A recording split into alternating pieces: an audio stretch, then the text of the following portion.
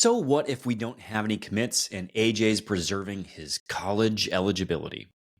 At least our coaching staff knows how to use Uber. You're listening to Can't Read, Can't Write.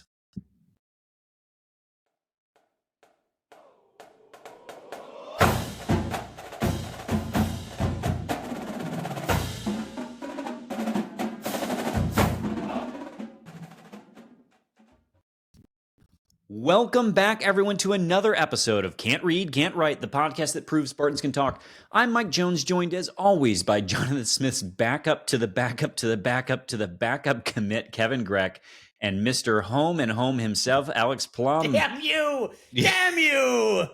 Can't Ron Burgundy me on that. Gentlemen, how have we been? Not to, knock on wood here, but I don't have any DUIs, so that makes me better than the 20% of the University of Michigan football coaching staff. Is that where we're at right now? Something like that? Fewer than Something like that? Renard Donvinson or whatever the fuck his name is. It's okay. He hasn't been in Ann Arbor in a while. He forgot how to order an Uber. Didn't he get in some kind of moving violation situation when he visited East Lansing one time as well? Maybe. Let's say yes. But withhold judgment until we know for sure. Pled guilty to driving with a suspended or revoked license. We're not supposed to do that. That's not good. He just had to drive because he lost his shoes or whatever the story was about him and how he didn't tie his shoelaces. Whatever. Oh, boy. Okay. Love a story. We do want to thank everyone, of course, for listening. And if we could ask a small favor, please share the pod with Spartans in your life. Rate, review, and subscribe wherever you get podcasts. Also, give the YouTube channel a follow. We would actually really appreciate that. You can also follow us on Twitter and Instagram at Spartan_pod. Who wants to break down the show? Plum, I just want to remind everyone that if they leave a comment on YouTube, Plum, now that I'm saying this, has to write you a limerick. No, well, I can't do haikus would actually be easier. It's been a limerick, but I will do a haiku next week. Let's say that. Give us a comment, get a haiku, piss all the way off. This week on the podcast. Also subscribe. You have to subscribe. This week, yeah, you have to subscribe. And we will be checking. This week, we're going to start behind the green wall where football will lead. We've got a lot of updates, except for not any substantive, meaningful updates. We'll talk men's basketball, women's basketball, and we will mourn the death of SD4L, except for we won't. We're going to give a shout out to our boy Mike Jones. We'll head off Grand River just to check out what's going on in the coaching carousel. And then we'll take your Twitter questions. But before I give it back to Michael Jones, there's a special someone in my life that I have to celebrate this week because he was the prognosticator extraordinaire for the 35 soulless wonders, all of us who signed up for the ESPN bracket for March Madness with the password Juwan Slabs, trademark.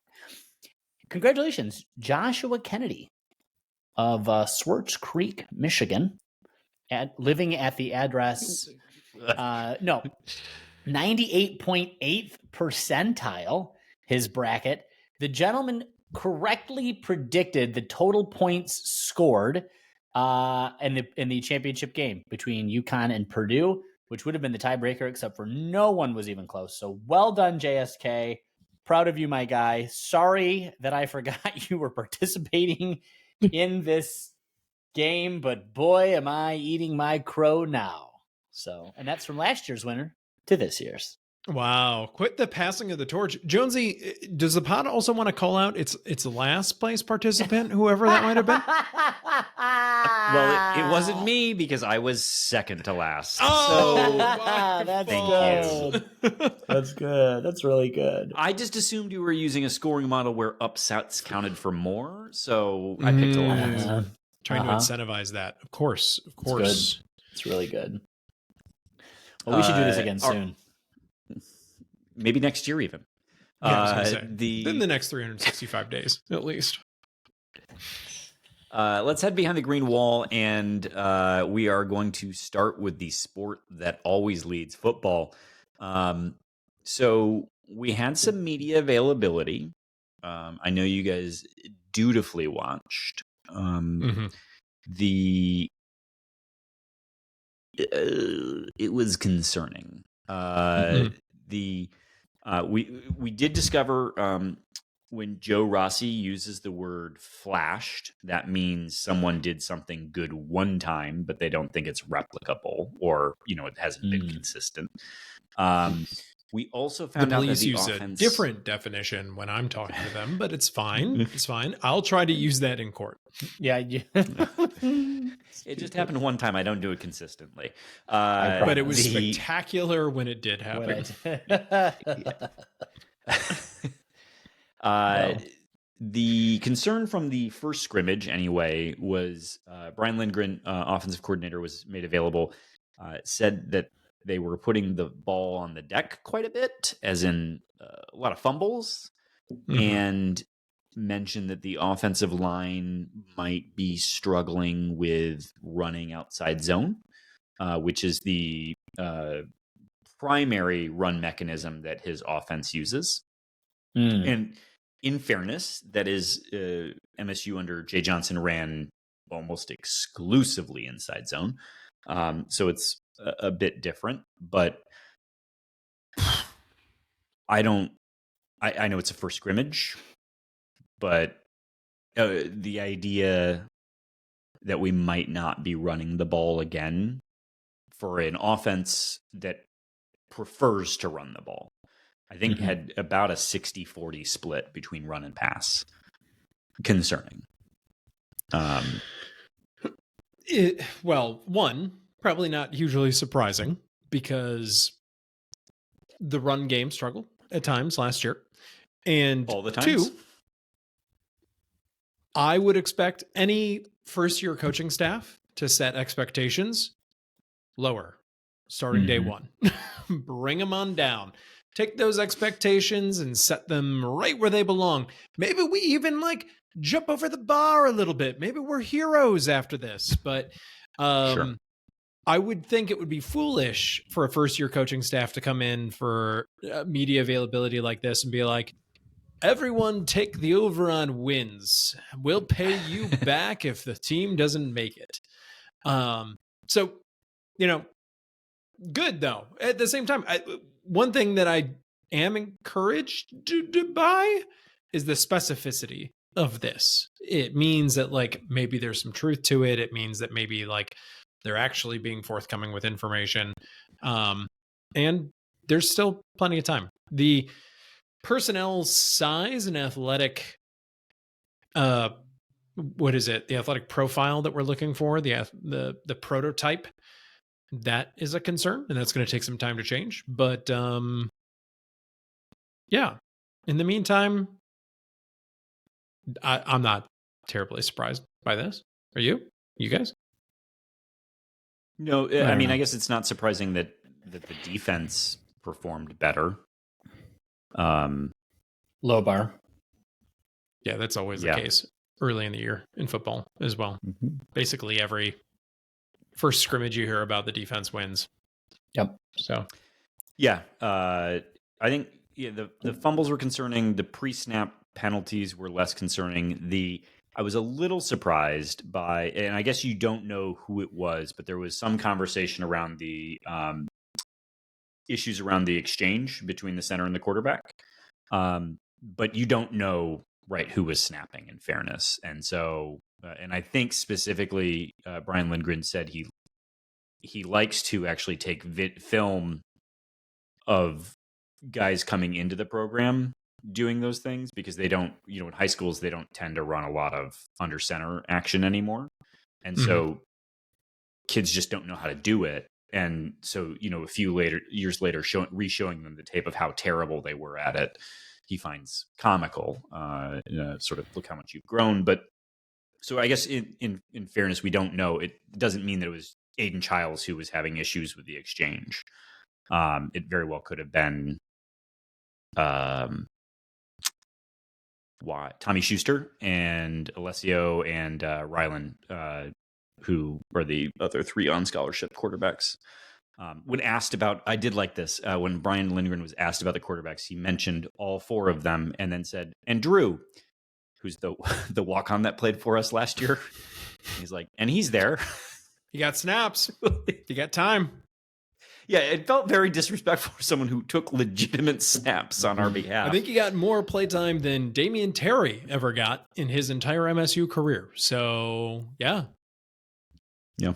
More quarterback than Damian Terry. You heard it here first, folks. Forever. So, normally we talk about commits when they happen.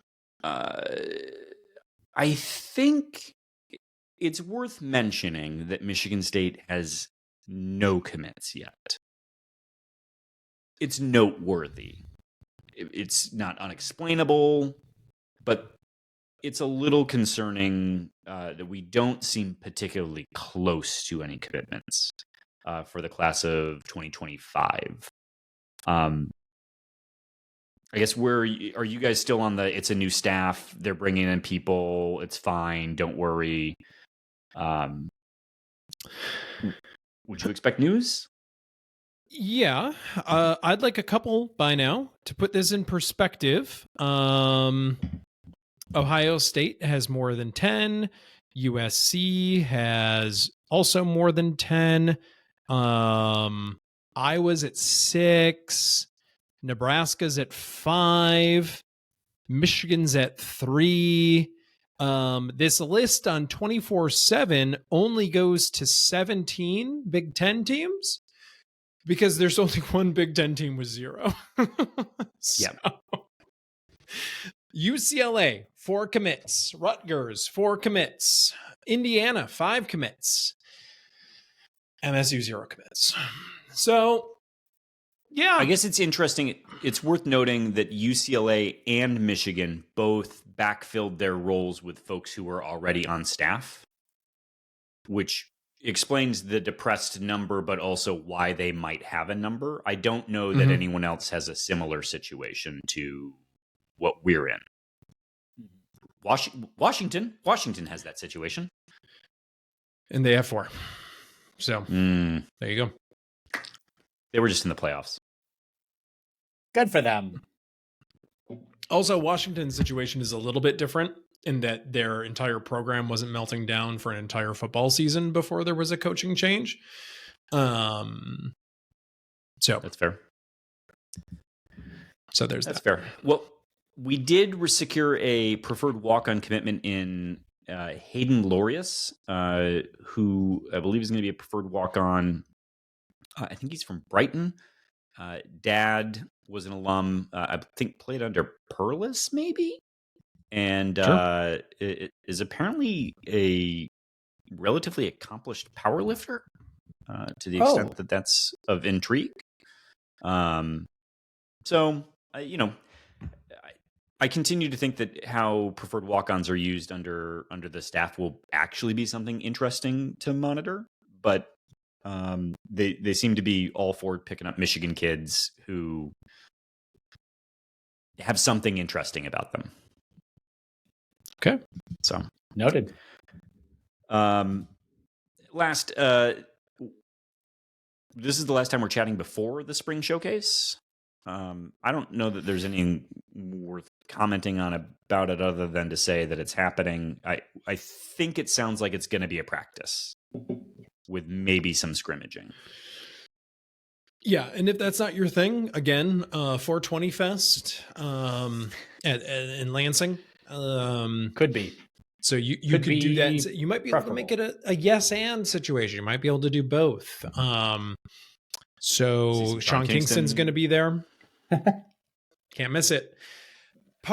Weed party in a parking lot in Frandor Plaza. I mean,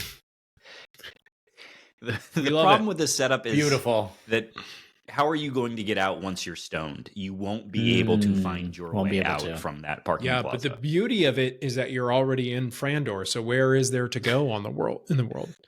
Frandor, I will note, social drinking district. Frandor.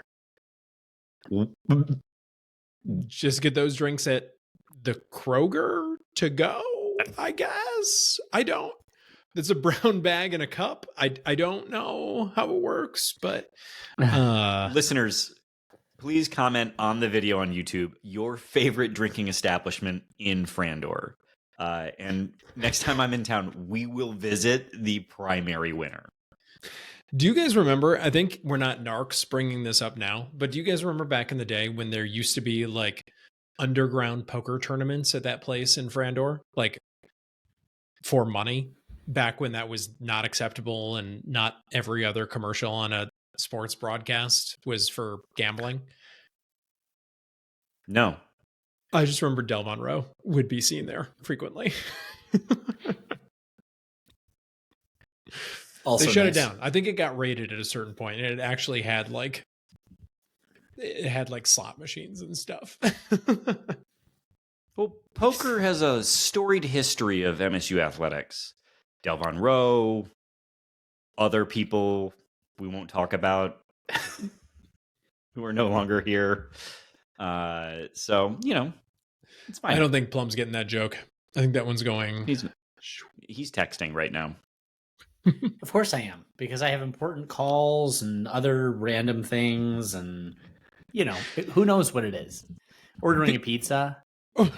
Just like knock at the door. Guy comes in. The Buddy's Pizza guy comes in. What's the pizza order out in your neck of the woods? What do you guys do? What's the go-to? Actually, this could be a great rant of the week. Truly horrible. The Little Caesars on Livernois at 6 Mile in Detroit is, oh my God, the least invested in Little Caesars that exists in the country. By the way, Detroit is the home of Little Caesars. Indeed. When I went most recently, this Little Caesars, there was probably 12 people inside the lobby behind thick bulletproof glass. Because, of course, the first thing I always do when I go to Little Caesars is bring in my Uzi to threaten the staff for more sauce or hot and ready. I don't know, whatever it is you get there. The first thing I noticed was the handwritten sign taped from behind the glass that said cash only, which is unusual for an establishment like a Little Caesars, but okay, that's fine. Trying to get robbed, it seems. Maybe. Now. Well, so there's that. Broadcasting. So there's that. So, and then she's saying, yeah, we don't have a credit card reader. And I'm like, you don't have, or it's broken? Because the language there was imprecise at best. Well, they didn't have whatever the Little Caesars muffin style pizzas are that the kids are all rave about. And that's what the 12 people ahead of me wanted, by the way. And so when it was finally my turn to order my hot and ready, luckily I had cash, no problem buying my pizza. She gets it out, everything. I put the $20 bill into the slot, and she looks at me and shakes her head and says, "We can't break a 20." And this is for a $12 order pizza, you know, the pizzas and the breads. And I'm like, and I just started cackling. Because I'm like, you got to make this shit make sense. Like, if you can't break a 20 on a $12 order, I don't know what you can break. I mean, presumably she's shaking you down for a tip. That's what this is. She wants you to just be frustrated and you just walk away. Right? Maybe I just took it and laughed my way out of there. And I came home and we made a salad. And of course, that was horrible. And then we were angry eating the salad because here we thought we were going to be having pizza. Oh, no. But I was not going to let that. And so I wrote the longest, because I'll tell you what this is. And this is true. This is what this is. This is racist. Not against me. The fact that Little Caesars Corporation allows their Detroit stores to sink to this level of depravity, and it is depravity. You would never experience this in East Lansing. You would never experience this level of shit incompetence. And it's not the staff's fault.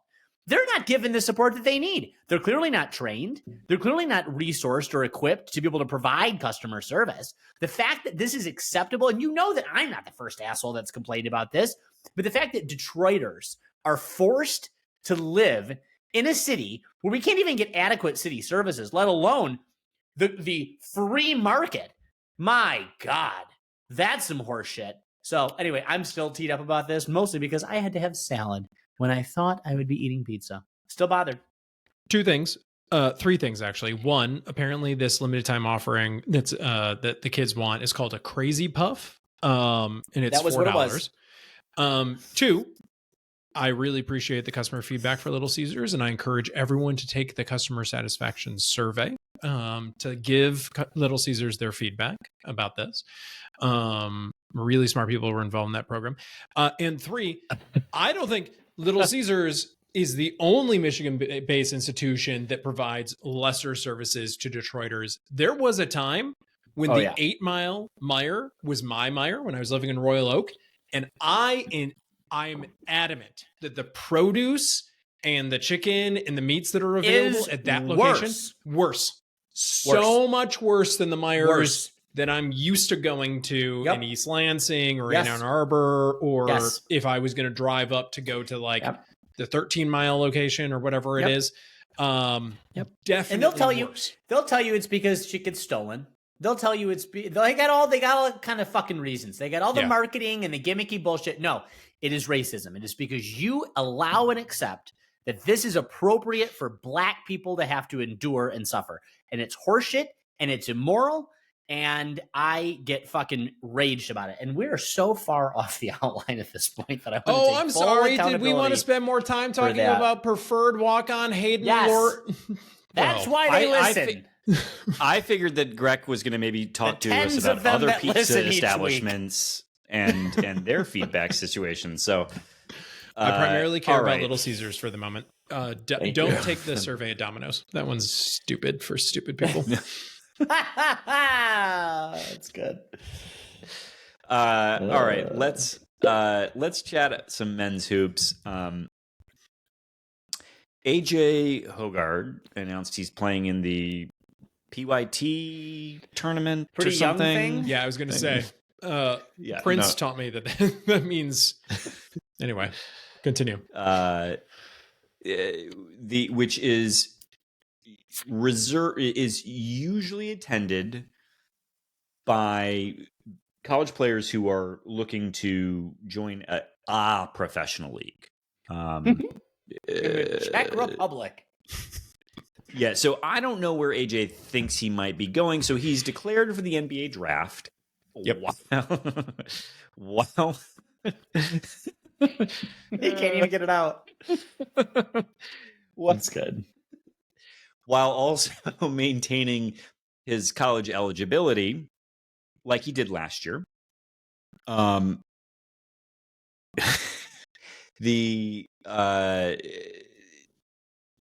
I don't know where he thinks he's going because he certainly didn't get better this year. So maybe the Canary Islands, I don't know, but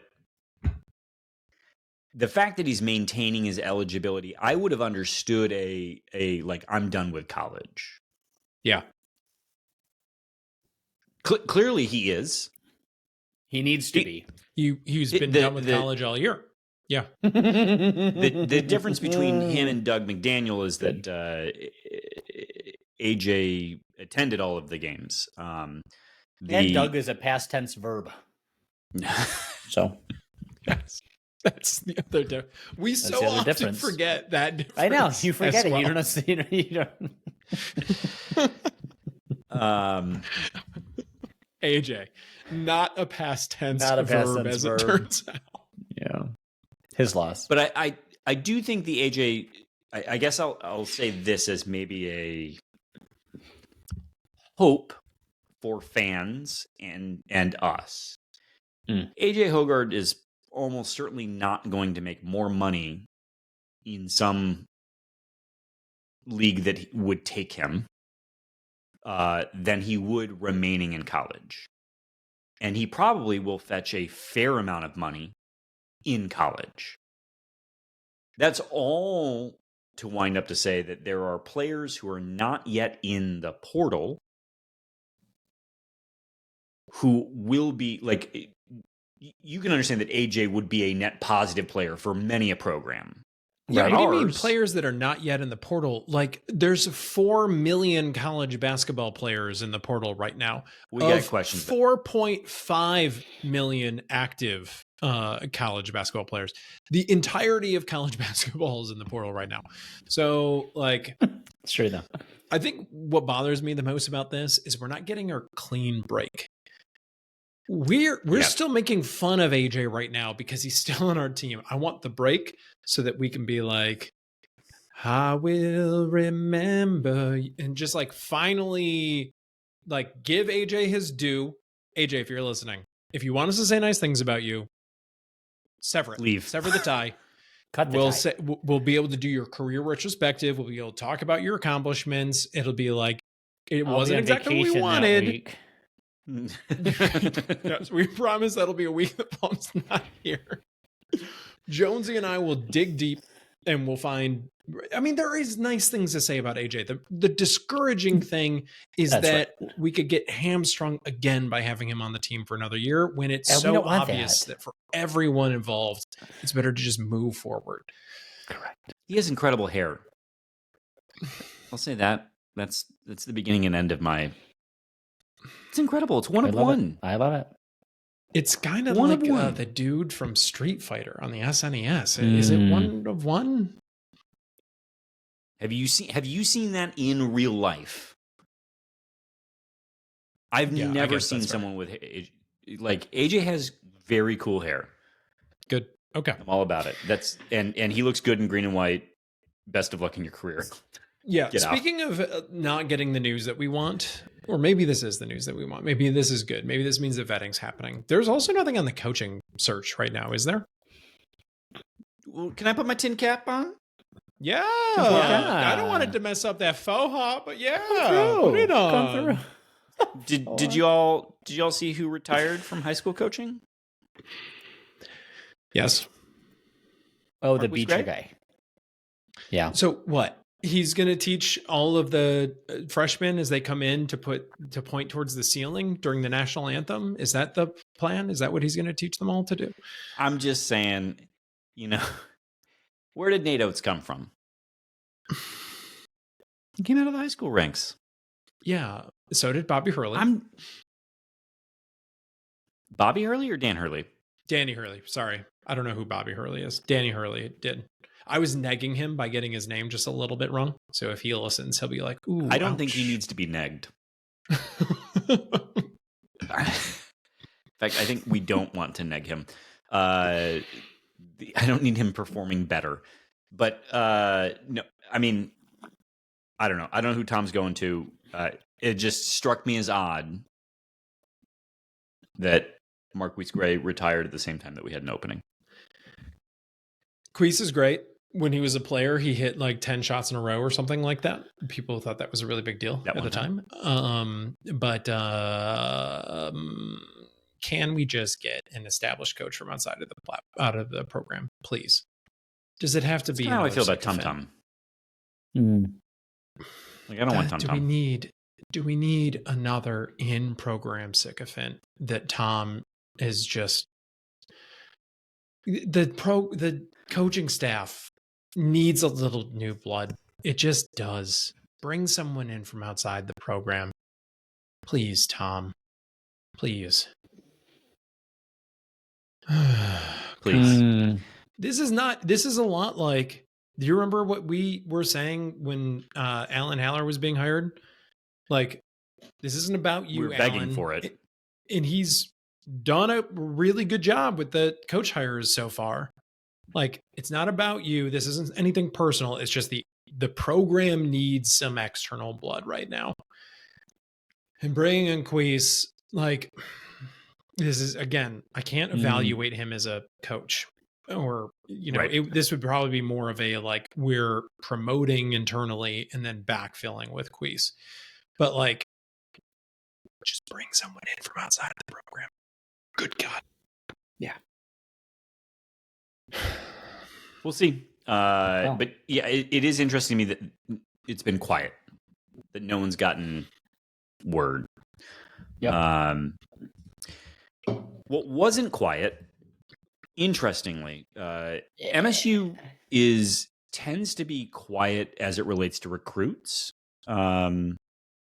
We've seen that as it relates to transfer portal folks, but also, official visits happen for high school recruits, and hoops is way less publicizing, right, of the event. They were not shy about Omaha transfer 6'7" wing Frankie Fiddler, elite name, by the way, being on campus. They retweeted it and had every single player on the roster make sure to comment for as much reach. And you saw the differential in engagement between MSU Twitter and every other school that Frankie Fiddler has been visiting. And for those who don't know, so Frankie Fiddler coming from Omaha, where he was very good, though that's at the Summit League. But his 4 finalists are Michigan State, Creighton, also in Nebraska, with apparently an incredible NIL game, Nebraska, hometown school, and then Wisconsin, where Chucky Hepburn and he go way back from high school. Wisconsin was thought to be in the lead heading into his visit at Michigan State. Frankie Fiddler was set to announce this morning. We're recording on Monday evening, and then delayed his announcement coming off of his visit to Michigan State. Hopefully this is encouraging. Seems exciting. Yeah. Frankie Fiddler played 93% of his minutes of the minutes at Nebraska Omaha. Was their highest utilization player as a guard wing at 6'7", and shoots okay. Shoots okay, including far twos. Shoots 44% from far twos, so he fits right into the program. And Plum, interested to see your response to this one. 87% from the free throw line. Ooh, not 100, which is really where it needs to be. I was like, not 100 is why I was worried. For us to take it seriously, but it's not better than nothing. And how many attempts per game, Greg? How many attempts of what? Free throw attempts. Oh, I have his season numbers here. I think it's 8 attempts a game. Yeah, he gets to the line. Dude gets to the line a fair amount. So you'll take 87 with 8 attempts for sure. Listen, I will. Not only will I will also grant him that distinctive title that only goes to Spartans who've come through the portal. That is the true Spartan. So we will wish him well. By far MSU's best free throw shooter, beating Trey Holloman at 80% this last season. So yeah, you got a new favorite player, Plum. Can't wait. They even had Joey Hauser filling in on the following Frankie Fiddler on Instagram, I believe. So they piped in the wet hay for old Frankie Fiddler, who I think with a name like that will have to come up with a new version of wet hay if he ends up coming here and is a fun player. Yeah. So there's a lot to do with Fiddler. So Fiddler on the roof if he dunks, right? There's more, which he doesn't do a ton and of, others. by the way. Does not do a ton of dunking. That's fine. That's not 6'7". That's really disappointing. Wing. I got to be honest. Not a slashing wing type player, but you get what you get.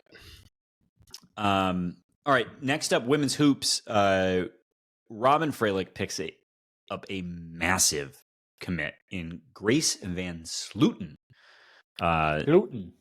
Just finished her sophomore year at Oregon, averaged 15 points per game, 7.1 rebounds per game, and 2.6 assists per game. This is big. This is a huge pickup. Excellent. Big gap. And Didi Hagerman has gone to Ole Miss. Yeah. And from an in-conference opponent the Oregon Ducks really getting one over, really starting that rivalry off with the Oregon Ducks. And, they can feel it over there in Eugene. Am I wrong, Plum? No, the Ducks are quacking something awful. And good for them. Quacking something. And good for them. All right, let's move to the topic that I think we've actually maybe most been excited to talk about. At least I have. We as a group have not had the chance to Process this. pour one out. There it is. Cheers. Yeah. Die, motherfucker. I don't know what you're so upset about. You weren't forced to go to an SD4L tailgate, boots on the ground type of situation that I was in. I think That was just twice I went investigative to an journalism. SD4L tailgate for you guys. But go ahead, continue. So SD4L has officially hung up their overpriced streetwear hoodie, calling it quits on the NIL game. My understanding is that streetwear is still available, and that's all it is now, is a merchandise brand. Is that incorrect? Just hanging up the, thank you for. Yeah. Actually, Well, they're still selling. To be accurate. Okay. You're the worst. It's normally my role to be the worst. Thank you for that. Yes, they're still selling their shitty streetwear, but they're no longer participating in the NIL game. Presumably, that means the new collective will be picking up the basketball roster in its endeavors. But what we've heard is that Steve St. Andre, supposed billionaire, was not seeing the traction that he wanted for engagement and opted out.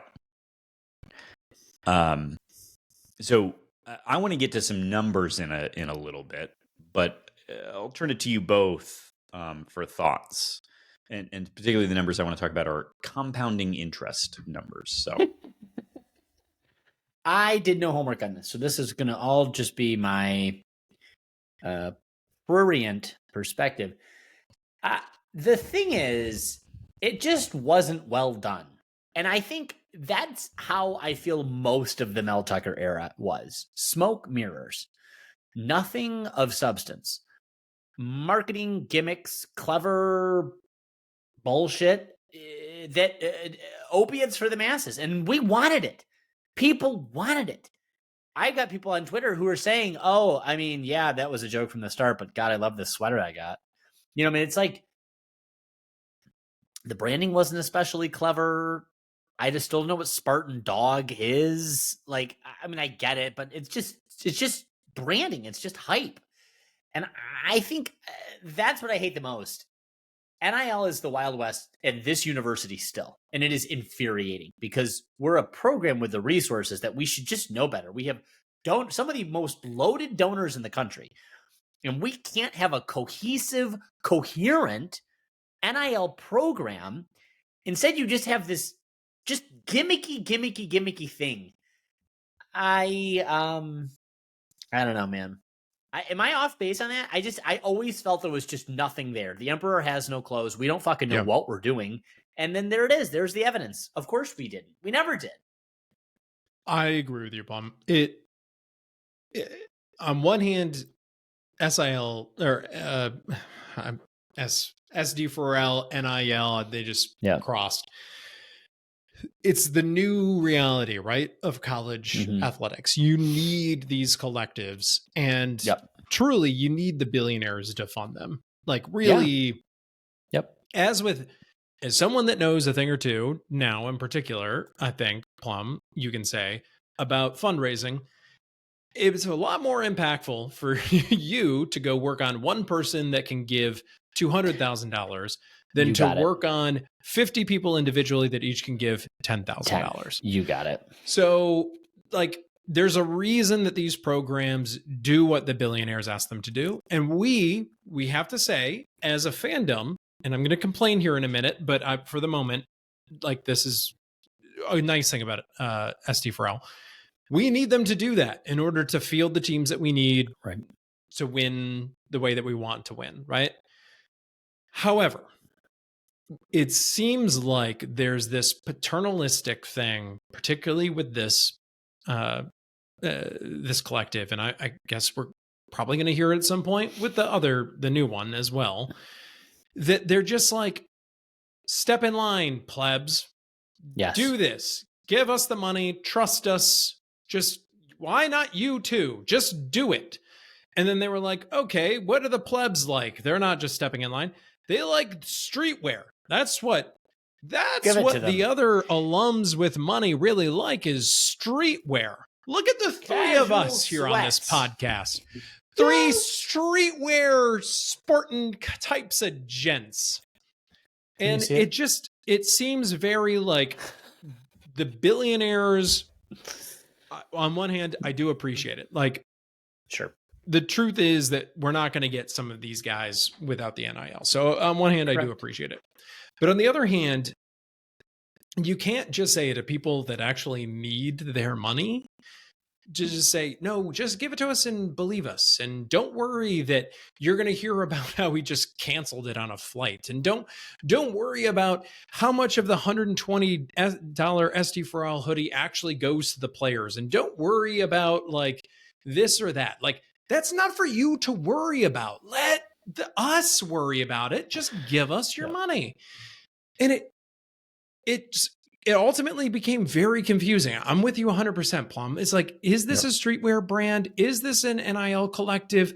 Who's benefiting from this? There's no transparency. Most people don't have what does it need to be impactful? $1,000, $5,000, $10,000 to just throw around. At least when you donate it to the university, you have some vague idea of what that money is going to. With NIL, you don't.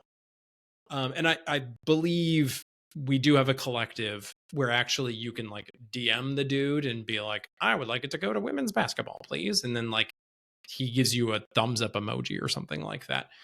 But like for this one in particular, for a guy that reportedly made his money in digital marketing, if I'm not mistaken, like, what was this thing?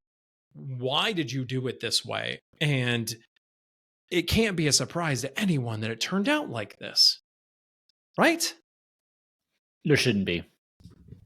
If you were paying attention. But I think that's just the point.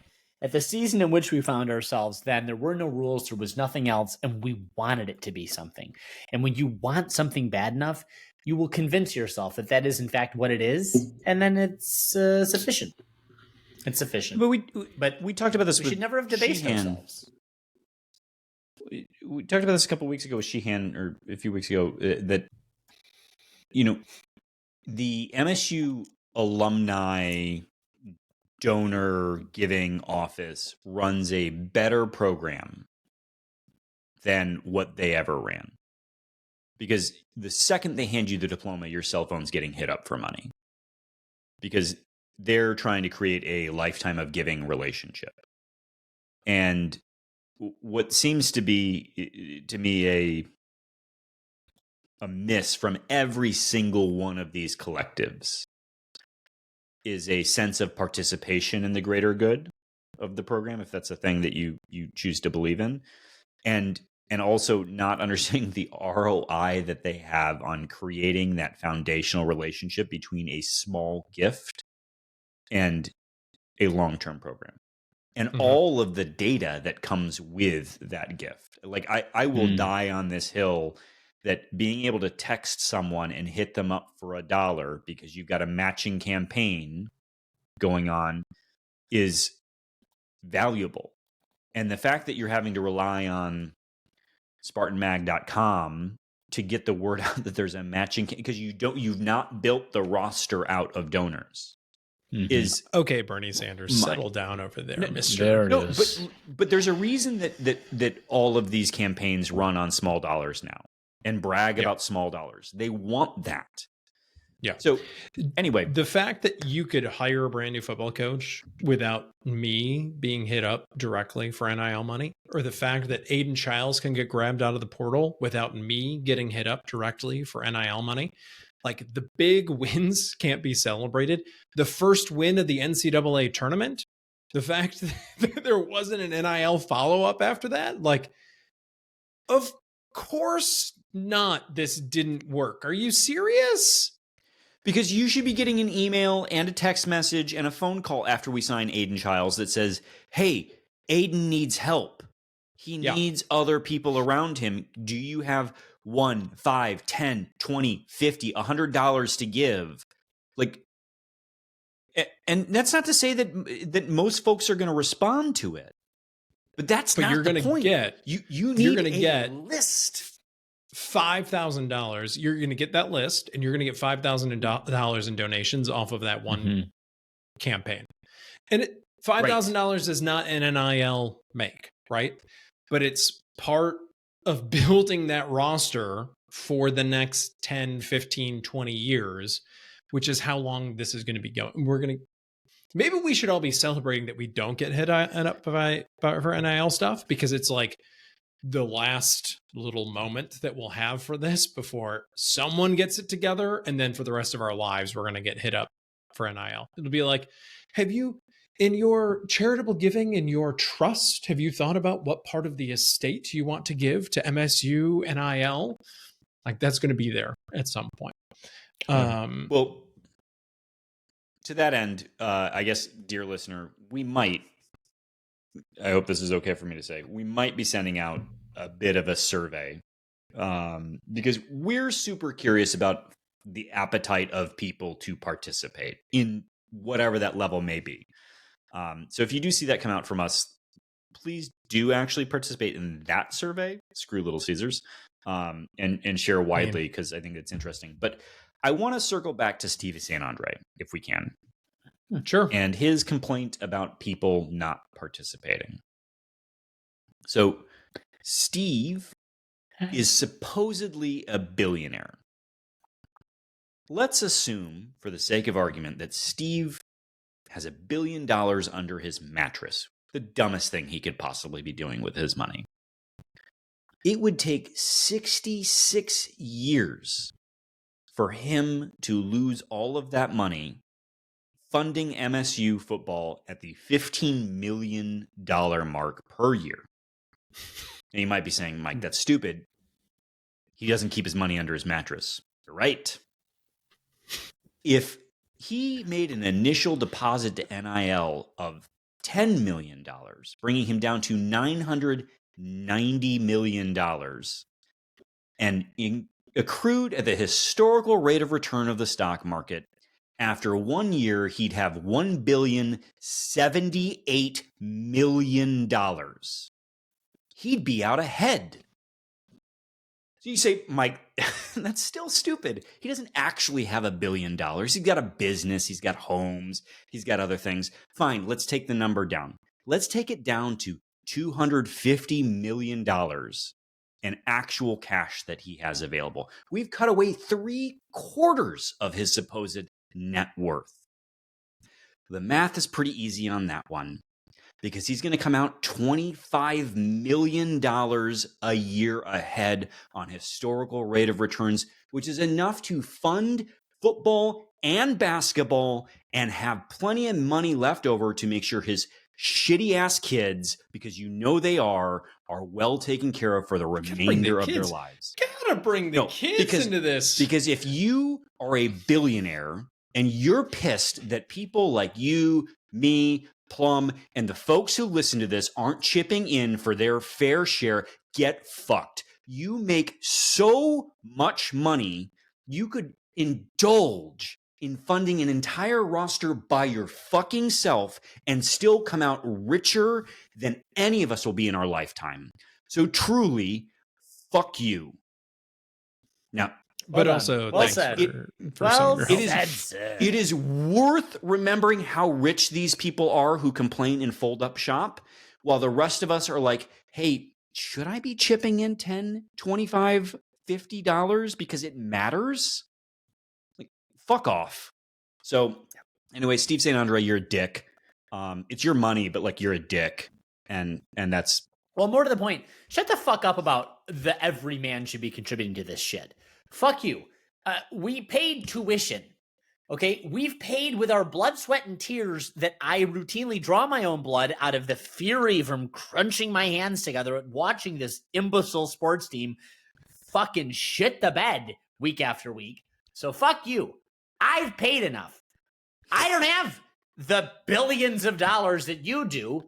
Invest it in the program. Don't invest it in the program. But fuck off with your opinions about how I should be spending my money. Yes. You son of a bitch, because you don't know the first fucking thing about having as much money as I do. And good for ya, shitbag. Bless your heart.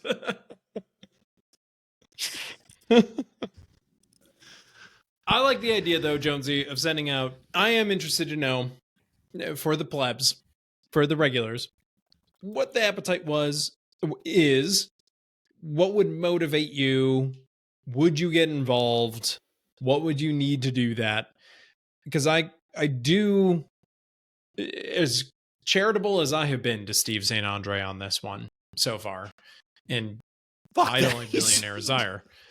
Like, I am interested to know, for the long term, not SD4L, but for any NIL collective, what the appetite would be for getting involved in it, what that level would be, and what would be the driver of that. Like, what about it? Do you want an SD4L hooded sweatshirt? I mean, a lot of people like them. So, like, is that it? Do you want the merch? Do you want to talk to the players? Do you want like a signed thing? Like, what is it or do you just want to like cut out the middleman? Just show me that the money actually goes to them, and then I'll give you cash. If you can just demonstrate the money actually does go to them. And did you buy for the hoodie, or did you buy because you thought that's how you needed to contribute to NIL, right? Like, yeah. Because I don't think there was a Venmo option available to people. You had to buy the SD4L hat for $36. All right. Anyone else? Mama's Merc. Nope. Should we talk? Well done. Mama's Merc. Talk about Mamaka Merc. Mamerkaman. Mamaka Merc. Mamerkaman. Mama's Mercantile and Eatery. And listen, we are woefully disappointed in all of you jabronis, because we've not heard about Mama's Mercantile and Eatery being robbed of their 10%. Because we've not heard of the can't read, can't write discount code being utilized. Jonesy, how dare you come down? How dare you come down on your ivory tower and tell the rest of us how to spend their hard-earned money at Mama's Mercantile money Exchange? Yeah, okay, that's fair. Actually, it's very transactional. It's very like you pay them for delicious food and they give you delicious food, and then you get it 10% off. So it's not the same thing. You're right. I'll go back here. So get on 94 until you're like, I've left a town and there's no sort of towns for a while. And you think Jackson's coming up, then exit 94. Or maybe, you know what I'm saying. There's that dead area on 94 between Chelsea and... Yeah. Go to Mama's Mercantile and Eatery. It is an oasis in the middle of 94. And it's genuinely delicious food, great cocktails. The seasonally updating cocktail menu is absolutely worth a quick visit. Do know that you are in Washtenaw County, and Uber does work there, so you can utilize those services if you have too many cocktails. But it is worth checking out. Mention Can't Read, Can't Write. They're fully on their new menu, I believe. So do check it out. If I see the new Detroit sign on I-94, am I near Mama's Mercantile and Exchange? You've gone the wrong way. I do. Bummer. I gotta check in. I think they are near having their highway sign up, though. So that's very exciting. It says Grass Lake. And that's it. All right. The Mama's Mercantile sign is the most handsome new sign on I-94. Let's talk about Michael Jones the Better. That's how we refer to him. Yes. the better Mike Is it? Jones, who supplies us with libations. Certainly better at tournament brackets, I would say. Wow, low bar. Mm-hmm. What are you drinking, Michael? The lesser? I've gone back to the beach, the Sun Beach Whiskey Company Bonfire Cinnamon. Truthfully, it was nearby, and I was feeling a little bit lazy. A little lazy, a lazy kind of guy. So we're ditching the Fireball. We're moving to the red bottle. This is a prettier bottle. You'll feel less shame for having it in your home than the plastic bottle that you'll get at Fireball. Get this bottle, folks. Okay. Son of a beach. It's elevated. If you were celebrating, pass this out. Son of a beach.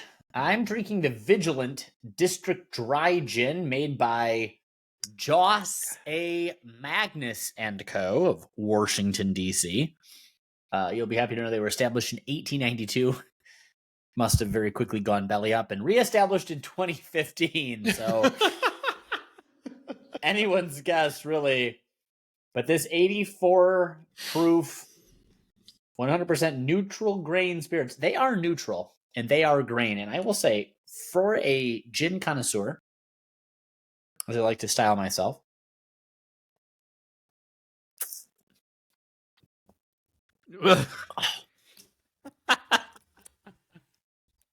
bites the back of the throat a little bit, but very herbaceous. And it does have a very bright citrus note to it. I've got to say, I don't often take pulls of gin, but when I do, I always make that face. This is pleasant, and it's made a very, very palatable G&T. So try the Vigilant. You won't be disappointed. Now I'm curious, Vigilant versus Liberator. Well, you're not putting the Liberator inside of a G&T, Michael. Yeah. So if you're straight sipping your gin, you're drinking the Liberator. Yep. But get the Vigilant. Get the Vigilant. You know what? I'll tell you this. It's a handsome bottle. Would make for a great gift at your next summer party. Everyone likes a gin and Ricky, a gin and tonic. Tom Collins, I think, is with gin. So drink up. I love all of these defunct brands that are being dug back up and reestablished. It's definitely not a lesson, right? For like our current, alcohol market and what's going to happen with all of these. We shouldn't dig too deep. I'm sure these will all be here for 100 years. Oh, a long time. No doubt. They just reestablished the brand after 100 years, Kevin. Yep, exactly. And it shall live forever now that it's been reestablished, just like so many other reestablished brands. Okay. All right, let's head off Grand River. And there are two things that I want to chat about. So first, I want to chat about Iowa basketball. Hear me out. Is this about how Iowa basketball is bringing back basketball to the state of Indiana by Caitlin Clark being drafted #1 overall? Basketball's back on the menu in the state of Indiana now? Is that what you're trying to refer to? No, I am talking about son of head coach Fran McCaffery. His son Patrick has brought basketball back to Indiana, transferred to Butler. And this is also on the heels of, is their guard Tony Perkins? Tony Perkins, right? Is in the transfer portal as well. And Fran said he's netting a estimated $500K a year, and Iowa can't afford that. This is intriguing to me because one of the consequences of NIL and of collectives is that a program like Iowa, who's experienced some level of success in the Big Ten over the last few years, cannot afford their own players. And that seems like we're maybe moving into a situation where there's part of the Big Ten that is developmental to the rest. And so this isn't me intending to dunk on Iowa in particular, but like this feels like a bit of a cautionary tale. about one of the consequences of name, image, and likeness is that the school had been supporting basketball to a large degree, and now there are external resources that are required that there just isn't the market investment from Iowa fans. And that, I think, is a bit of a bummer. Like, we don't want schools to be shitty in the Big Ten because they can't afford players, right? Like, I want Iowa to be bad because their coach is an idiot. I don't want them to be bad because they can't afford a player. Does that make sense, what I'm saying? I think the most alarming in all of this is that Tony Perkins is worth $500K on the open market. I mean, what does that say about what AJ Hogarth's worth? That means that either a lot of programs are doing a lot more in NIL than I was aware of, or it means that like Tony Perkins lied to his coach. One of these two things must be true. I mean, I guess Tony Perkins, you get the value of being a senior point guard. I think that's the value. Programs want that. But that 3-point shooting is awful from a senior guard. So what? What's happening for that? But that's ignoring that Fran McCaffrey's own son left. Sure. But not for, you don't go to Butler for NIL. It's different circumstances. I mean, Creighton has a great NIL program, and I would have never suspected that. You might go to Butler for money. Over Iowa, you might. It's Indiana, man. They're crazy for basketball there. Well, they've got Caitlin Clark now that they can focus on and shower with NIL funds. I don't know. I somehow really doubt that Patrick McCaffrey is transferring for NIL money, because it's sort of like a Mady Sissoko situation. Like, who's paying him for NIL? You know? You think his dad kicked him off the team? I think maybe there was just like a mutual parting of ways. Maybe maybe he liked an academic program over at Butler. Maybe, I don't know. There's like other factors. We can move on. Stevie would never. Okay. No, he would not. No. The other thing that's worth chatting about is the Kentucky hiring the biggest goober I've ever seen, Mark Pope from BYU, who I believe was that video real? I just want to confirm I didn't get AI duped of him announcing that he was going to Kentucky on BYU's court. I did not see this, but that would be I believe, Plum, the word is a faux pas? Fox piss. Fox piss. Fox piss. I believe that's the word. Fox piss. That does not matter, though. What really matters is when Kentucky fans were looking to get rid of the old coach, Mark Pope was not on their radar. No, sir. Not even once. That's the story here, is the folly of man.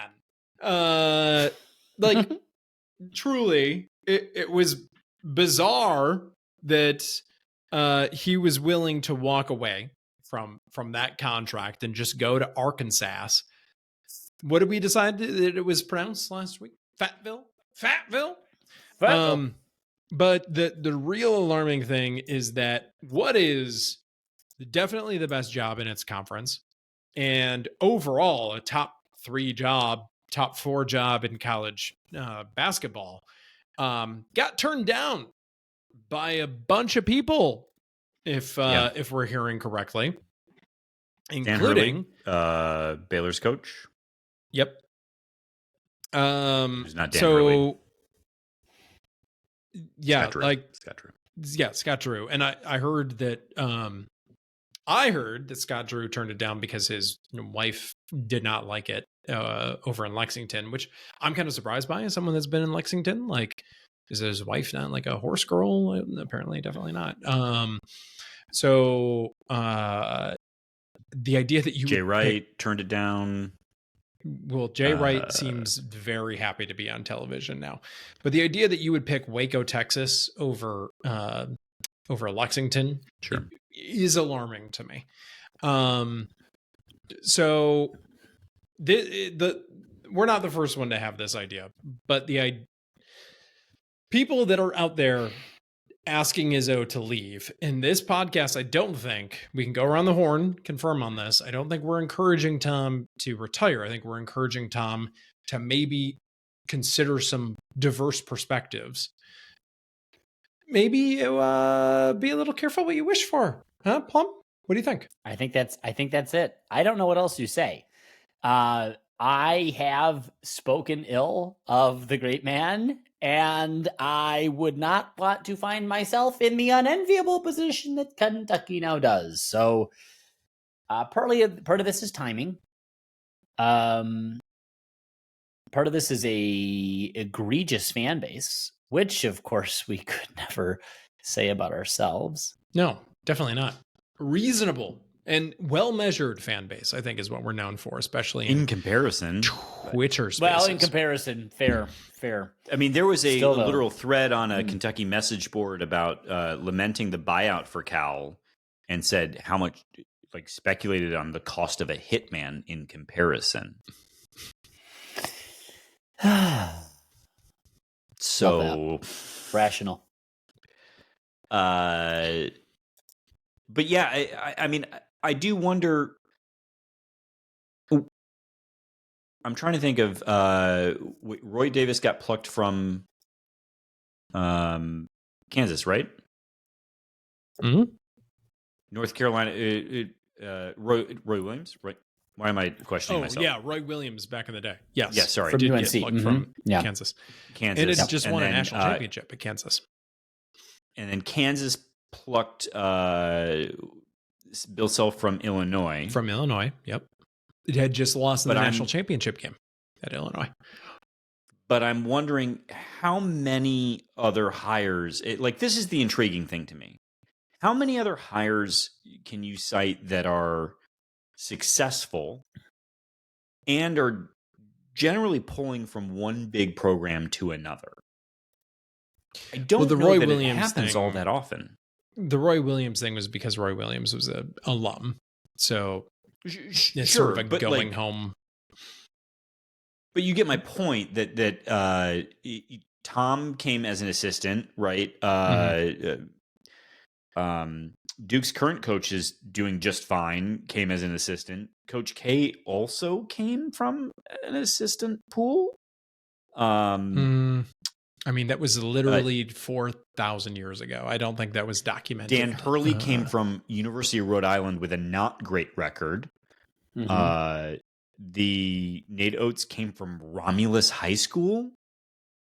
Like, there was an in between. He was mactioning for a moment, I think, is what it was. Sure, but you get my point. Like, I just don't know. Kentucky, being Kentucky, thinks that they're entitled to the world and God. And honestly, in some ways, I respect their deranged level of ness. Mm-hmm. But they seem to have hoisted themselves by their own petard in some sense, because they. Which is a funny thing to say. I had to shoehorn it in, but they think that the only route to success is by just being Kentucky, and like that anyone will take us. But I think in some ways it seems like their search was just focused on who are people who are good at our school right now, like at an elite, like someone that we should think ourselves better than because we think we're better than everybody else. Right. And we'll just pull from there instead of actually doing any real due diligence in their coaching search. They merely seem to suggest who's good at like a brand name. We'll just buy them. And Dan Hurley was reportedly offered an insane amount of money to take the interview.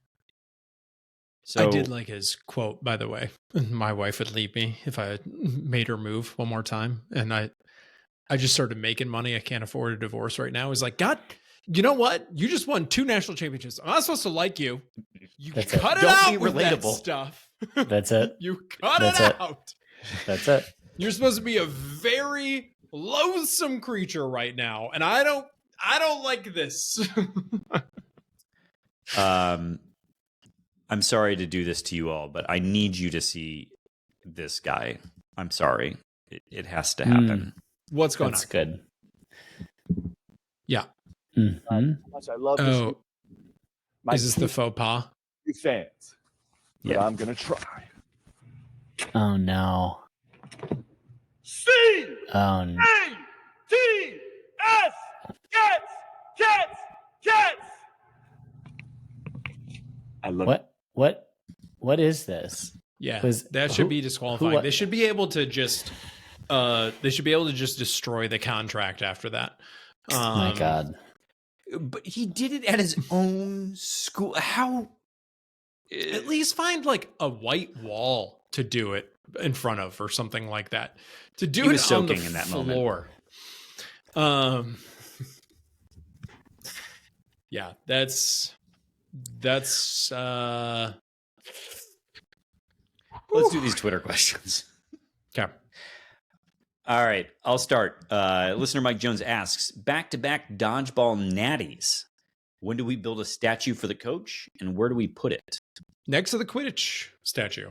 Yes, that's it. Or the who was it that we interviewed? Was that from the Water polo pool? water polo club team? That episode did numbers for us at the time. At the time, we needed it. At the time, we did need it. We still do. Fuck us.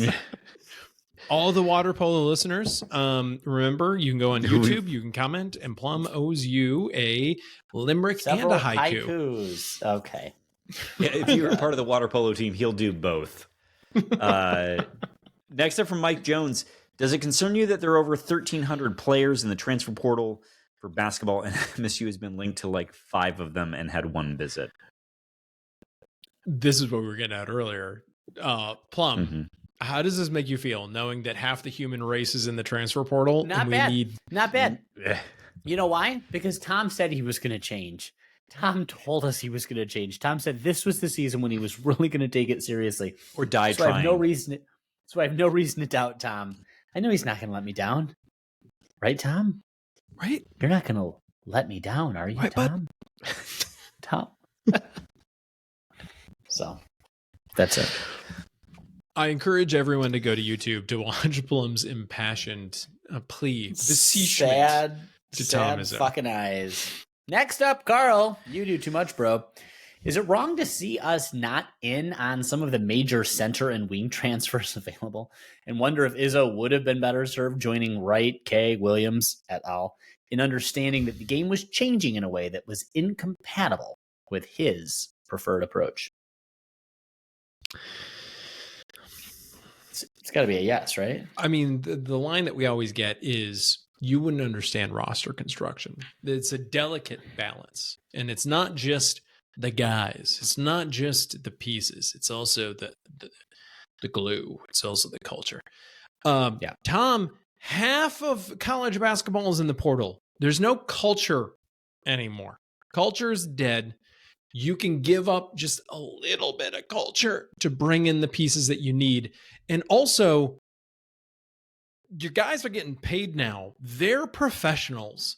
If they lose That's the point. playtime, they lose playtime. Like, they're getting compensated for their time now. It's not like these are just student athletes that, you know, did their time on the bench and now they deserve their shot, you know, because they made such a commitment to this university. They're getting compensated for this now. So, I mean, do you do the same thing in the NBA? Like, oh, XYZ player did all of that work down in at the Iowa City Storm, the sand cyclone. Like, let's bring him up. That's not how it works. College basketball, as you knew it was dead, is dead. And, like, you need these guys to win. You need them. And you have the Also, tools to go get them. If we can just dial in on Carl's phrasing for a second, I don't know if the question is would the university be better served or if Tom would be better served. Tom's the only one who can answer the question of would he be better served to That's just fair. hang it up. And I think I'm very comfortable co-signing on what you said, Greg. Wholly, like, frankly, all of the criticisms we've laid as a podcast at Tom's feet. I said I'll never trust him again if he doesn't get a 5. And you know what? We're Correct. borderline close to not me never Getting a trusting 5. him again. But that said, we just talked about Kentucky. I don't know that the university's better off without Tom Izzo. That's hard for me to say. Because if our shittiest, the thing we're pissed about is making the tournament 4 years in a row with shitty teams. I know, Greg. I'm fully with you on like that. But like if the thing we're pissed about is that's where we're at. Yeah. And I think you can say two things at the same time. You can acknowledge that like that hang your hat on the tournament streak debases the program. You can co-sign on that while also saying, hey, like schools would kill to be in the place that we're at right now. Those things can coexist. And so do I demand more, expect more of Tom Izzo? Absolutely. I'm not going to cling because you know who's missed the tournament? UConn. And they've won 5 national titles since we've last won ours. Yeah. So like, I'm not going to cling to the streak. I'm just saying that if that's where we're at, I still have to have faith in Izzo as better than what? Like who are you bringing? Well, we kind of stay on this. Stupid Shardy's next question, and I'll send this to Plum, is what does or die trying mean to you guys?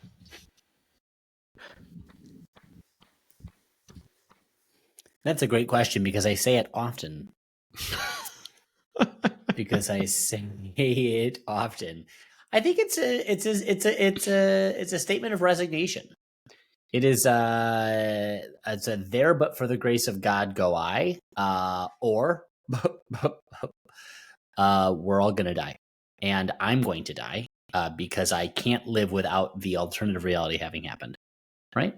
Yeah. Is that too on the nose? No, not at all on the nose. Glancing off the nose. Glancing off the nose. Up the nose. Let's do this next one to you too as well. Plum from Stupid Shardy. Maybe Izzo is waiting for someone to report on why Stallions was on the MSU sideline before he gets a transfer center. Maybe he sees it as punishment for the reporters not doing their job, and then asks, "How will you respond, Graham Couch?" But seriously, why is no one talking about it? This team cheated. They won the national championship, and no one says anything about how was he there? What U of M Central cahoots? Alan Haller, confirmed listener Alan Haller, I need a promise that we will never play Central again, ever again, until they publicly admit to Graham Couch what they did and why they did it. No more home and aways. No more home and homes. No more away and aways. None of them. Not a finger. So, I don't think also, if we can, Graham is a columnist. It's his job to write opinion pieces for the most part. But there are plenty of reporters who cover Michigan State also. So I think it's disappointing that there are people whose literal job is to report the news and have not done anything about this. And what do we know about spring football? They don't tell you shit. There's nothing newsworthy there. There's a reason that all of the play clips are less than 2 seconds from a highlight reel. There's a reason they only let you out for stretching. You have time to cover this. You literally paid. We dedicate enough hours per week to this for not compensation. Have you actually dedicated even equivalent amount of money or time that we dedicate to this podcast to covering Connor Stallions? Can't believe you would say not compensation. 10% off. 10% off at Mama's Mercantile and Eatery. Michael Jones. 10%. Does it mean nothing to you? Let's be real. And the ads that now you've made people listen to multiple times in this podcast. You think I wasn't going to bring that up? You know what, listener? I'm gonna have to cut this. I know that some of you are now hearing 2 ads per episode. I was forced to do it. It was disgusting. And now the balloons. We got balloons. We've got balloons. Oh, we got balloons. I'm really gonna turn that off in the settings. It undermined my point. Mike Jones, when you get that second ad, remember, Mike Jones is the monster that forced you to get that second ad. I didn't want it to happen. He didn't. All right. Next a up, 15-second ad at the beginning of the episode. No one yeah, you're a monster. Next up from Ali, I'm going to stick with Plum on this because I don't even want you on the podcast anymore, Jonesy. What are we looking for at the spring game? Plum. Well, we're looking for a lot of things. We're looking for sports. We're looking for physicality. We're looking for teamwork, camaraderie. We're looking for strong passes and even better catches. We're looking for a nickel. I'm looking for Sean Kingston to play Letting Go at the parking lot in Frandor at the spring. It's what I'm looking for this week. Everybody likes getting a little high on the ganja at Frandor, everyone's favorite go-to place while mildly buzzed. Semi-related question from Ali. Are they going to sell alcohol at the spring game? I believe the answer is no to that question. Probably not. Probably not. Greg, Probably how not. much would you pay for a Sean Kingston cover of Butterfly? As in like the Crazy Town song, Butterfly? Mm-hmm. How's it go? Oh my God. There's not enough NIL in the world for that. Like I would give everything. I would sign over Sean Kingston in my house. I'd be like, I know you came here for a 420 Fest or whatever it's called. Would you like to live here permanently? All you have to do is play Butterfly by Crazy Town, and it's yours. You can deal with the basement. You can deal with the basement. That's awesome. And upsetting. Next up, Thomas Ambiasi asks, what's more likely, a warm spring game or more than 10 minutes of a recognizable scrimmage? Warm spring game, far more likely. Far more likely. My God. These practices are just dull. Like, truly dull. Next up, Thomas Ambiasi, what do you think the changes in college football might mean for student groups associated with football, i.e. Band, cheer, etc.? The conference was already making a shortened halftime for some reason while I was doing band. Definitely not still mad about that. Plum.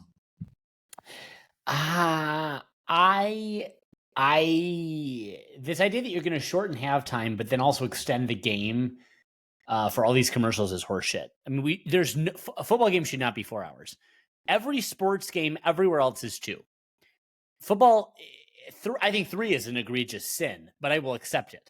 If I have to accept it, I will accept it. But we're getting closer to 3.5, 4 hours, and it is horrible. It destroys any rhythm and integrity of the game, and then you're going to shorten the halftime. So it's never going to change. This is old man yelling at cloud. I don't even know what to do about it. Just hate it. Yeah. Next up from Spartan 18770 to Jonesy, if Matt Ishbia had forked over the NIL money to keep K9 for the 2022 season, oh my God, can you imagine? 1, how much would it have cost? 2, how many more wins would we have had? And 3, would it have saved Mel's job in 2023? 3, the answer is no, right? Like, let's start with the easiest one. Right. Correct. No.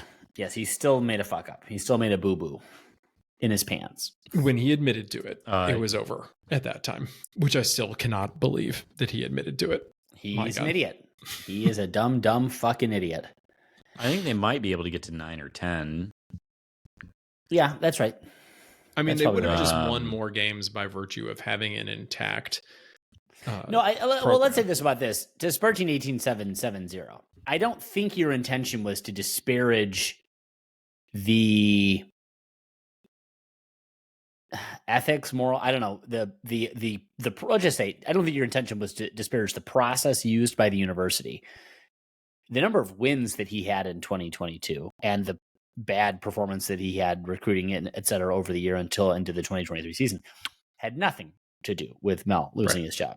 Right. Mel lost his job because he committed some stupid fucking bullshit with a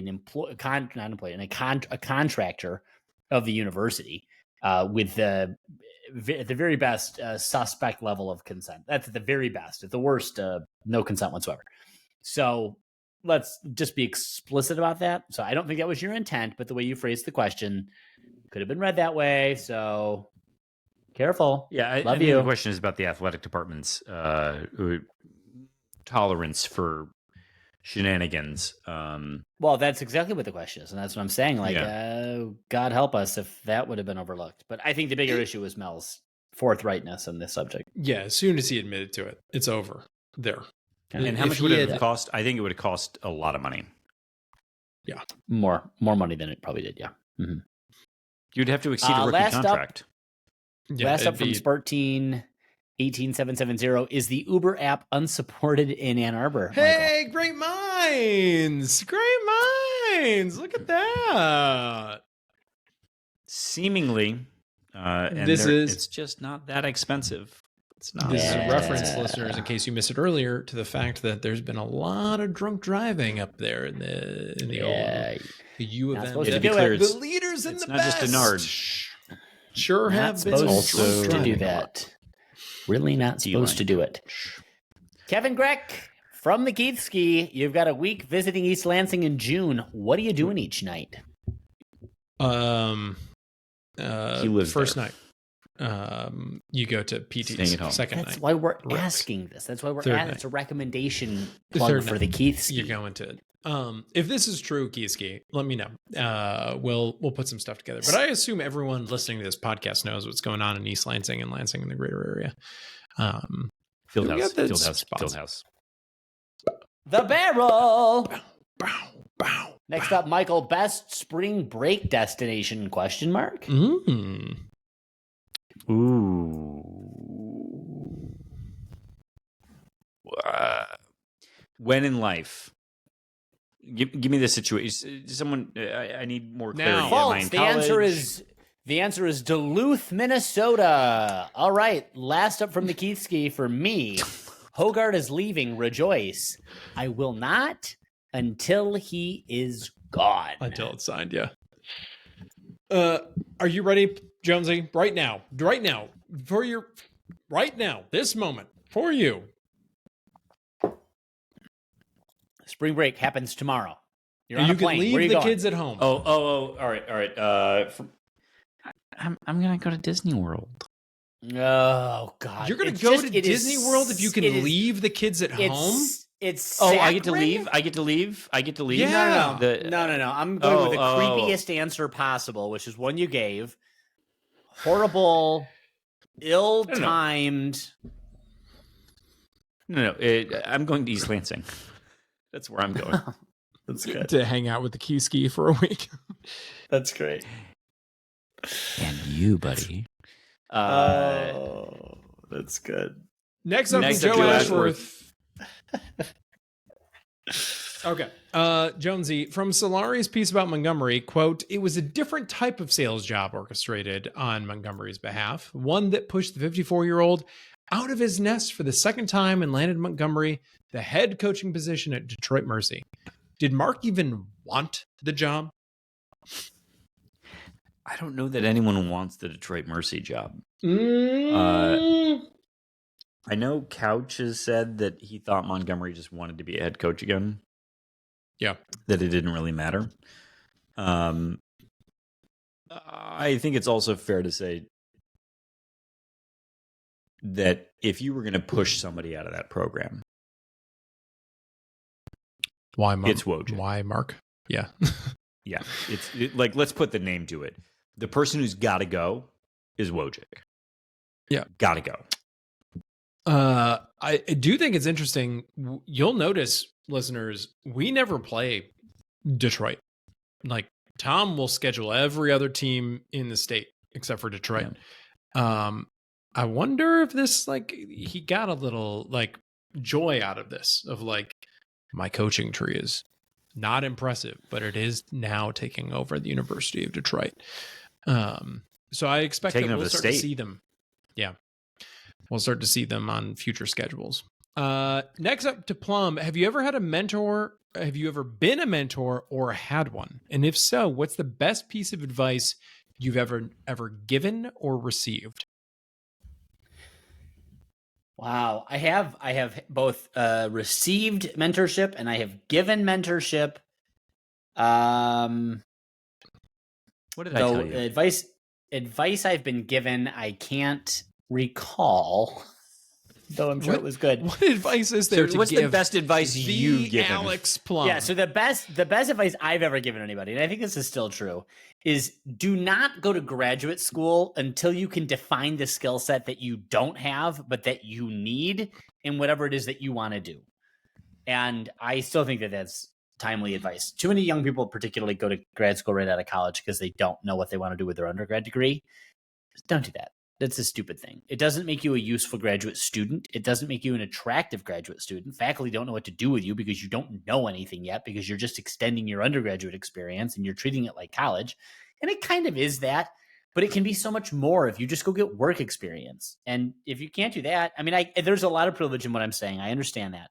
But fuck, there's a lot of privilege in just getting a fucking master's degree out of undergrad. So if you can afford to do that, then you can probably afford to take a couple years off and either go to the Peace Corps or any other experience internationally and just experience the world for a couple few years.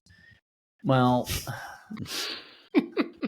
I did like how it wasn't go do something like productive for a couple of years. It was join the Peace Corps or something else. Put American values on other lands. Yes, it was at the very least follow what I did.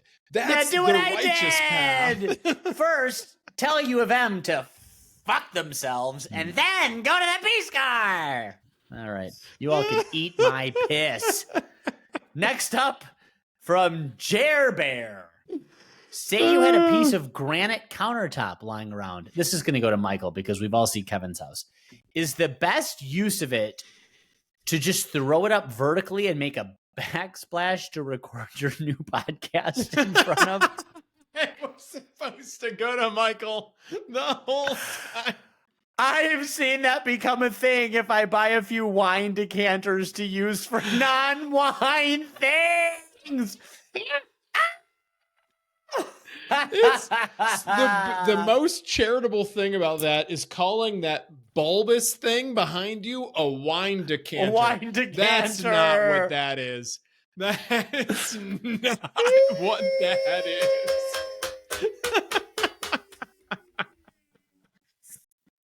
Oh my God, that is upsetting. And I am sorry to everybody because I did not know that was supposed to go to Michael, but indeed it was.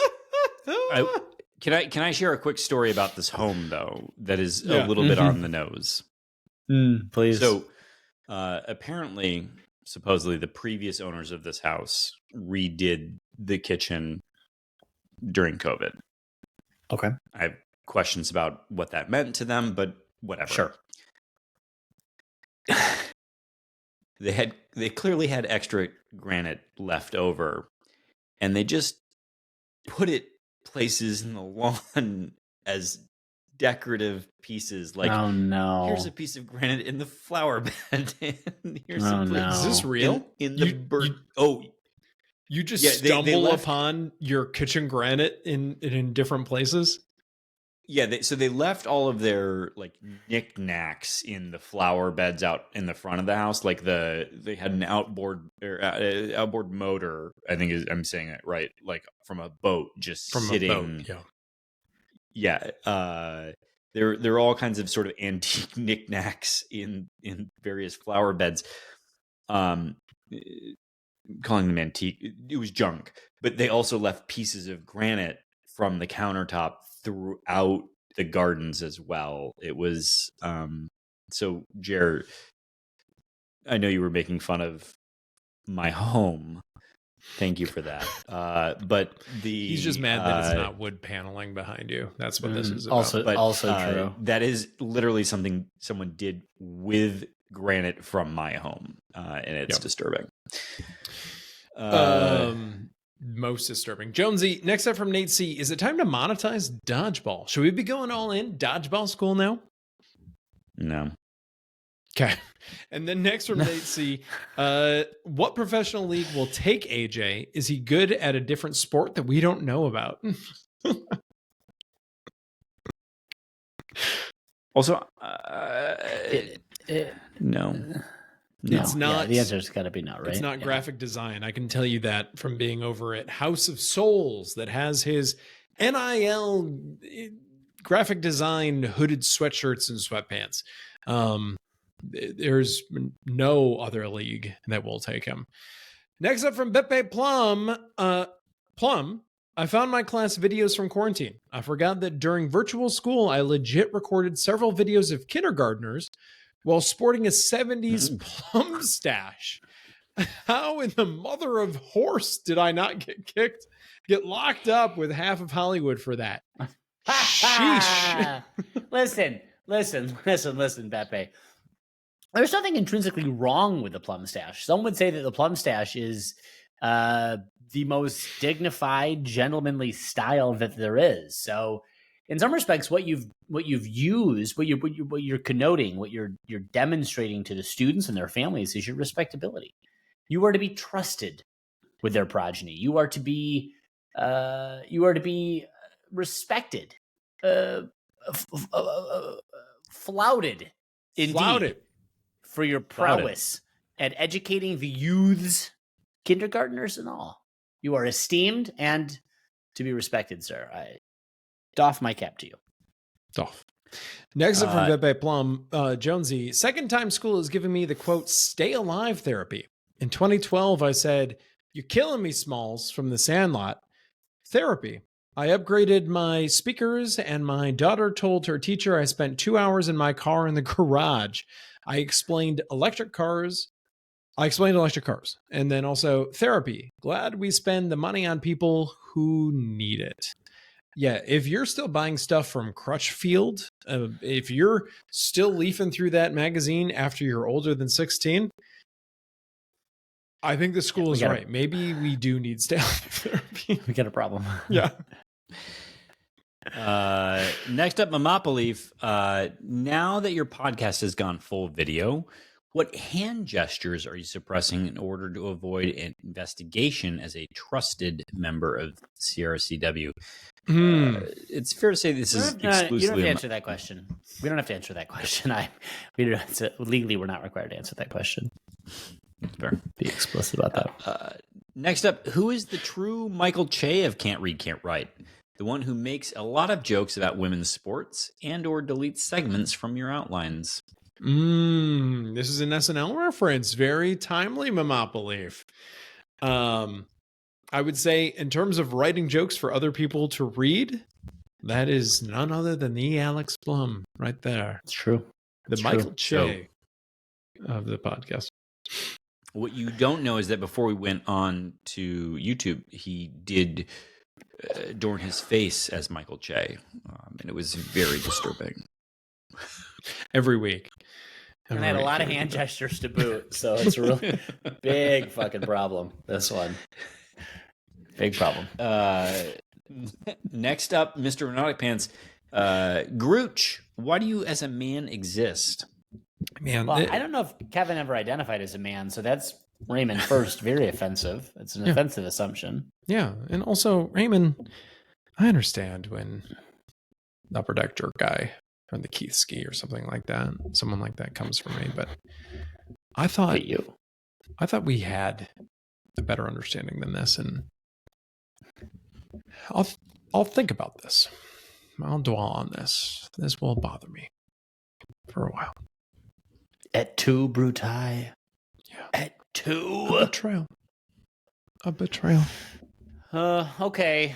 Michael Jones, what calibre of play are we seeing in the new UFL? Is it Power 5 level or better? So in the last question, Upper Deck Jerk Guy, now Mama Belief. I don't know what we're getting from Mr. Neurotic Pants this week, but Jonesy, are you watching any of your UFL games? No, but it's sort of like asking, is a college team better than a G League team? The answer is no. One set of those players are being paid to play basketball, like actually paid to play basketball, might play in the NBA. Like the UFL is not as good as the NFL, but you're putting together a team that is at least comprised of folks who are high-end college players, capable of making money doing this. And MSU's not filling out 120 slots of people who are capable of making money at doing this. I'm going to read this next one to myself. Mr. Nordic Pants asks, I'm going to see MSU play OSU in a few weeks. Oh, wait, this is for Plum. Plum, do you have some histrionic advice on how to be a super fan? Keep in mind, I'm going to defund the team next season, barring a turnaround. I just wanted to mention... defund the team!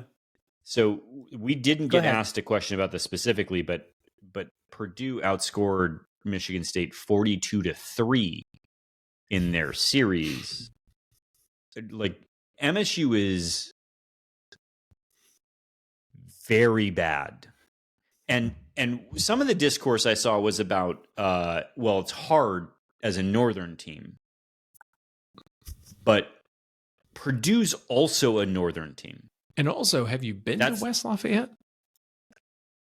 Unpleasant. It's just cold there. It's unpleasant. Just cold. So I know, Jake, you follow us on Twitter, and that's really great. But, like, we gotta have a conversation. Like, your goal at Michigan State is not to be so bad that we notice how bad you are. And we're in, holy fuck, man, you're terrible. I mean, we're really at that level right now, and so I just what's his name? What's his name? Jake the coach's name? Jake Boss. Jake Boss. Great name. I listen, Raymond. I'd take your shirt off and I would paint on your chest and belly. Jake, you suck, and that's it. You'll get picked up by a camera somewhere. We'll say everything it needs to, and it will get back to Alan Haller because it will be reported by Graham Couch, who will also be deeply and is deeply concerned by the state of affairs in the baseball program. And that will be all that she wrote for that program. And on to the future it will go. So. And on to the future with our questions, the Upper Deck Jerk Guy. Guys, what's at the top of your sports bucket list? I would like to go to a World Cup.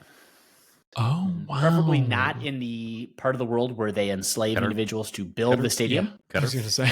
In the hot, hot sun. To death, but also not in the U.S. I don't want to go to fucking like Philly or some horrible fucking place. The Qatar of the North America. Thank you very much. People are saying. So, what about you? I'd like to go to every Big Ten football and basketball stadium. That would be sort of my. And it doesn't even need to be the new Big Ten also. Like, I would be perfectly contented to do the old Big Ten. Go back in time. You don't even need Penn State on that list. Don't even need them. It could be before that. My bucket list is natties, please. Natties, please. For my team. Please. Next up from the Final Four, guy. because you have that on me. Stupid. Why does everyone want to transfer 5? Cooper has great D and can develop his O. Xavier Booker has great O and can develop his D. I want shooters. Is Upper Deck Jerk Guy onto something here? Listen, on something, that's for sure. I want to know about it. Yeah, that's the first thing. Yeah. Okay. We've seen a lot of So- Cooper, and I don't think Plum's ever thought there's a guy with great D. Really great D. But Carson, slide into my DMs, bro. Let me know about that great D. And that O, And- if we're being real. And that more about that. Oh, yeah. That'd be great. The staff though talks way too much about Xavier Booker playing the 4 for this to be true. That's the problem. Yeah. It's true. Greg, I'm going to wrap this up with you. Who do you have on standby in case of your untimely death to empty your browser history? It's actually the opposite. It publishes my browser history to the public on my Twitter account, the Upper Deck Jerk Guy, which is mine, as was released accidentally this week because I'm a goober. Dumb. That happened. But that's the plan. That's the plan. I want them to see. What about you guys? It's my husband. It's Hey babe, I need you to do something. Don't look. Just do it. Just bury my computer in the backyard. Please? Please. With my body, Yes. please. Thanks. All right, gentlemen. It's all search queries like, why does the Subaru Outback have a tilt moonroof, but the Forester has the panoramic full moonroof? You know, that's how I spend my time while I'm at work. No, I'm just don't tell my board that. Definitely not. Not at work. All right, we're Never- out of never here. work. Let's wrap this up. We're going to have a spring game to talk about the next time we get together. I know you all be watching intently. So until then, go green. All right. Go white. Hated everything about that. My